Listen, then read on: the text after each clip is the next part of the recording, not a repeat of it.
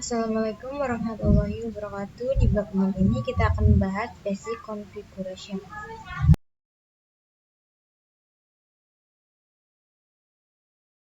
Materi yang akan kita pelajari: 1. Konfigurasi hostname, 2. Konfigurasi IP address, 3. Checkerboard CLI, 4. IP service, 5. Router OS, login management user, 6.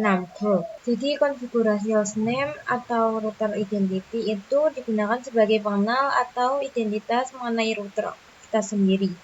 Setting hostname bisa dilakukan dengan perantara Winbox, yaitu ada GUI dan CLI.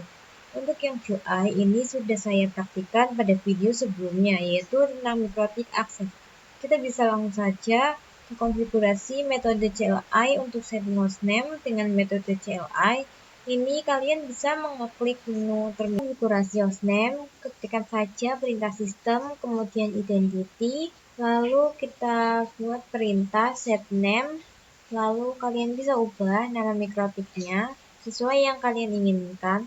Jika sudah, kita enter, dan jika kita print, di sini terdapat konfigurasinya sudah berhasil dengan metode CLI. Jadi metode CLI ini berbeda lagi dengan metode GUI. Metode GUI itu langsung pada bagian menunya, sedangkan pada konfigurasi CLI ini menggunakan garis perintah.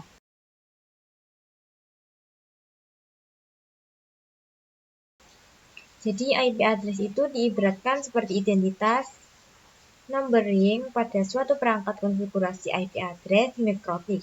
Itu bisa dilakukan dengan dua cara, bisa menggunakan menu pada Winbox yang berbasis GUI atau menu terminal pada Winbox yang berbasis CLI. Di materi ini akan membuat IP address, lalu kita akan mengklik terikat, jadi kita bisa disable atau enable, ataupun set edit dan lain sebagainya. Ke menu IP lalu address, dan di sini saya telah memiliki IP address pada header 1 ini berasal dari DHCP. Kemudian cara menambahkannya, kita klik new, lalu kita IP address-nya berapa terserah kalian, lalu jangan lupa prefix-nya, karena di konfigurasi IP address di MikroTik kita menggunakan prefix /24. Nah, perlu diketahui untuk setting MikroTik ini ada yang namanya interface. Kita di sini interface-nya mau interface yang ke ether berapa. Sedangkan kita memiliki interface 1 sudah terisi dengan DHCP address. Di sini misal saya ingin menggunakan IP address di ether 2. Jika sudah, kita apply. Nah, secara langsung sudah teridentifikasi networknya juga, dan ini merupakan menambahkan IP address secara GUI melalui menu atau fitur Winbox. Nah, bagaimana kalau misal kita melakukan secara CLI? Kita bisa pergi ke terminal. Jika sudah mempunyai 2 IP address dan kita interface print, kita memiliki 4 interface. Di sini saya ingin menambahkan IP address di 3. Kita bisa masuk menggunakan perintah IP address, lalu set address, sama dengan kita kasih IP address-nya mau berapa, lalu interface-nya berapa.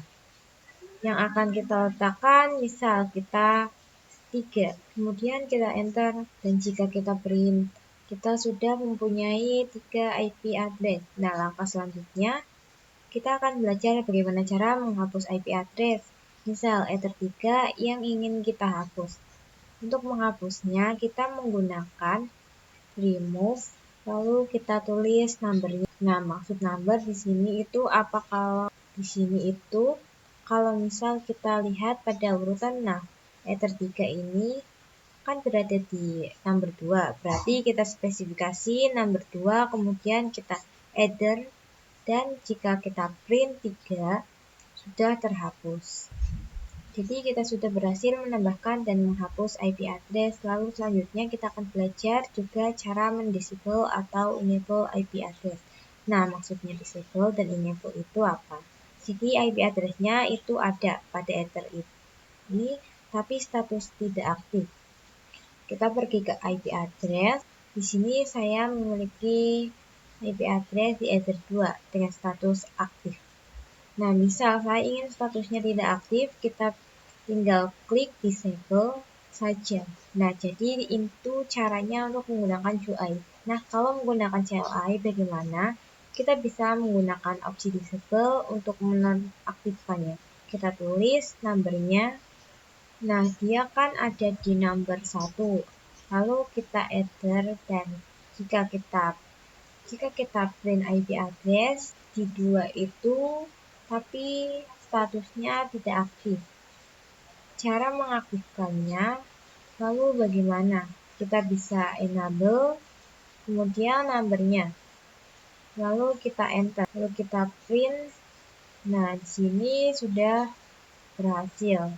Selanjutnya kita akan melakukan edit atau mendefinisikan IP address dengan menggunakan opsi edit ataupun set edit. Kita spesifikkan numbernya dan dia akan ada di number 1.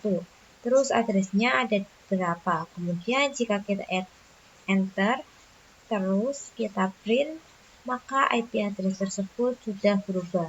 Jadi kita sudah berhasil.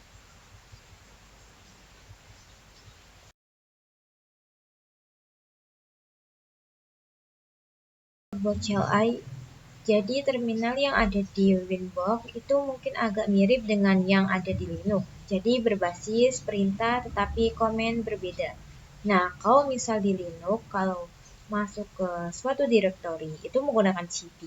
Kalau misalkan di Winbox ataupun di Mikrotik umumnya bisa kita menggunakan baris perintah CLI. Di sini kita menyebutnya menu. Jika ingin masuk ke suatu menu, kita bisa menggunakan garis miring, lalu ketikkan saja menunya. Jika ingin kembali ke menu paling awal, kita bisa ketikkan garis miring. Nah, itu akan kembali ke paling awal. Kita juga harus menggantikan garis miring di depan. Jika kita masuk ke suatu menu untuk melihat hostname yang ada di router kita bisa ketikkan sistem, kemudian identity, dan print. Nah, jadi itu melihat OS name, router. Nah, misal ingin kembali ke suatu di satu menu sebelumnya, kalau misalkan kita pakai garis miring, kita langsung kembali ke menu paling awal. Tapi jika ingin kalian satu menu sebelum kita menggunakan titik 2, kalian satu menu sebelumnya kita menggunakan titik 2 kali. Lalu kita ketikkan tanda tanya. Bagian sistem itu fiturnya yang tersediakan ada apa saja. Jadi kita bisa masuk ke sistem terlebih dahulu. Kita ketikkan tanda tanya. Nah, di sini langsung memberikan semua informasi. Misal kita ingin melihat history, jadi kita ketikkan saja history. Nah, harus kalian bebas nih, mau ngapain aja. Itu terkait konfigurasi CLI. Mungkin untuk navigasi komen, bisa menggunakan kursor pada keyboard. Jadi kalau misalkan kalian menggunakan CLI secara langsung, bukan pakai Winbox.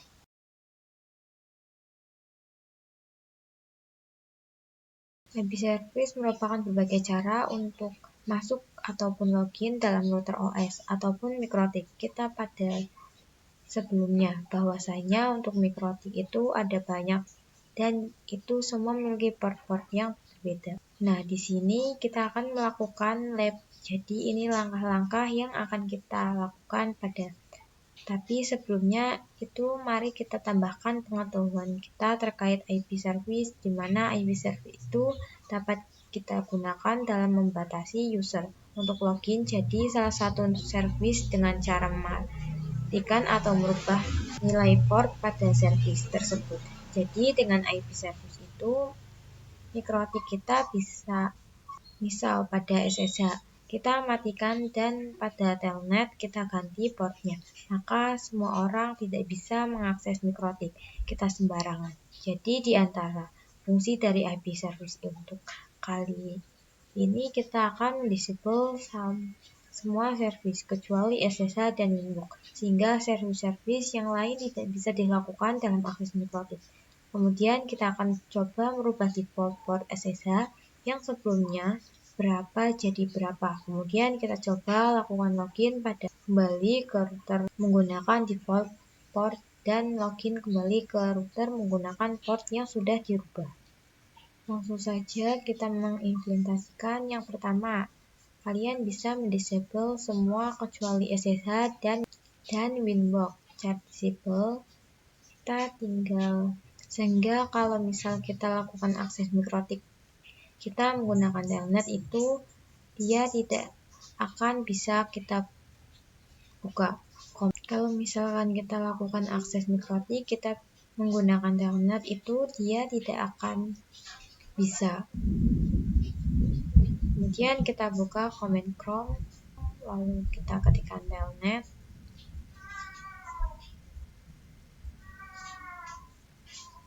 Dan IP routernya. Nah, di sini tidak akan mau karena portnya internet kita disable. Selanjutnya, kita coba merubah port SSH dan Winbox. Yang sebelumnya berapa menjadi berapa. Kita coba rubah ini untuk gantinya. Kita tinggal pada portnya, lalu tinggal kita ubah. Jadi yang available from itu bisa kita isikan IP. Misal yang bisa 55. Itu hanya IP-nya yang berapa atau misalkan berapa sampai berapa ranknya. Jika sudah kita apply, jangan lupa kita juga nambah port Winbox-nya dengan cara yang sama seperti yang SSH tadi. Jika sudah kita apply, setelah itu kita akan lakukan uji coba menggunakan aplikasi Putih.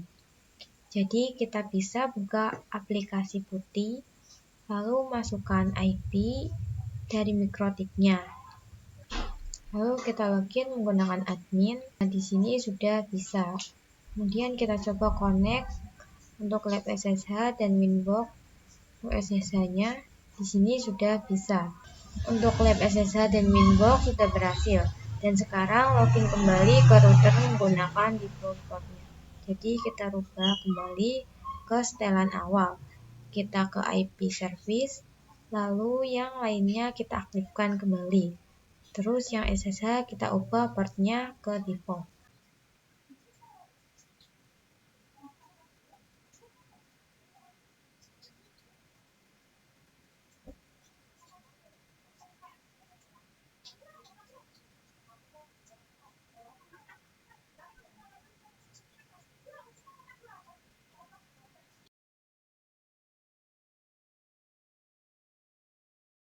Materi selanjutnya adalah router OS login management, di mana nantinya kita akan belajar terkait siapa saja si user yang bisa akses mikrotik. Perlu diketahui, user yang digunakan untuk login merupakan default.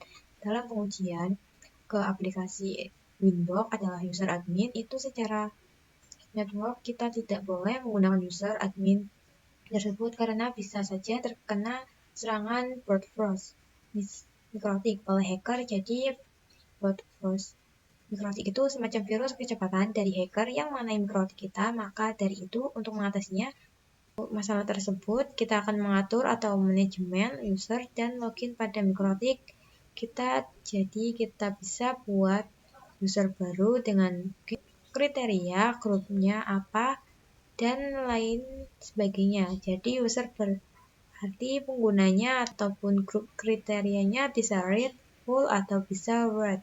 Jadi lain sebagainya. Kita bisa lihat di Winbox pada menu sistem, kemudian ke user. Di sini ada istilah user dan juga ada grup. Nah, jadi di bagian user ini terdapat user default bawaan yaitu admin, dan di sini kita bisa membuat user baru dengan klik tombol new, kemudian kita isikan nama user dan hak akses apa pada user tersebut.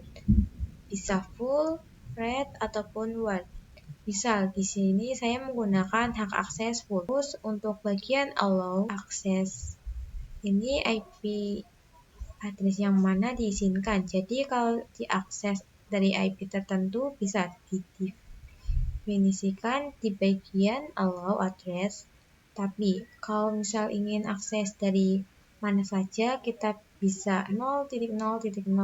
Dan pada bagian passwordnya di sini saya isikan untuk user tersebut. Jika sudah, kita apply. Setelah itu kita lakukan pengujian. Sebelum kita lakukan pengujian, kita coba apakah user admin ini bisa di disable ataupun dihapus. Di sini saya bisa disable saja. Nah, untuk melakukan pengujian, kita bisa buka Winbox, lalu kita connect IP mikrotik router kita dengan user dan passwordnya yang sebelumnya. Nah, di sini kita sudah berhasil.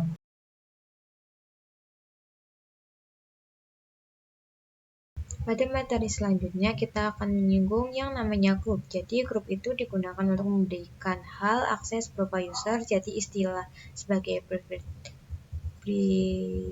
preventing ataupun permission by default terdapat 3 grup, yaitu full, right, dan right. Kita bisa mengimplementasikan grup ini dengan cara memberi user. Kan saya sudah punya satu user bernama user 1 dan kriteria personalnya itu full. Dan di sini saya akan coba membuat satu user dengan kriteria apa dan user dengan kriteria apa. Jadi kita coba membuat user baru dengan klik new, lalu kita namanya user, kemudian grupnya kita bisa read, ini passwordnya kita bisa isikan, lalu kita coba masuk ke user apakah bisa. Nah, di sini kita sudah berhasil. Kemudian di sini kita sudah berhasil masuk dengan user. Nah, user ini merupakan kriteria permission, yaitu berarti dia hanya bisa melakukan baca saja, tidak bisa melakukan konfigurasi. Misal di sini tidak ada akan bisa melakukan konfigurasi. Nah, kita sudah berhasil melakukan pengujian. Sekarang kita akan coba membuat user 2 dengan kriteria grupnya yaitu right. Kita hello address dari mana saja, kemudian passwordnya kita bisa isikan. Di sini kita grupnya right dan passwordnya kita bisa isikan. Setelah itu kita bisa apply. Lalu kita coba pengujian dengan cara membuka Winbox, lalu kita connect menggunakan user 2 dan passwordnya. Nah, berarti di sini sudah bisa konfigurasi. Kita coba di bagian IP address. Nah, dia diizinkan untuk melakukan konfigurasi, tapi untuk membuat user dia tidak akan bisa. Jadi inilah terkait pembahasan router OS login management.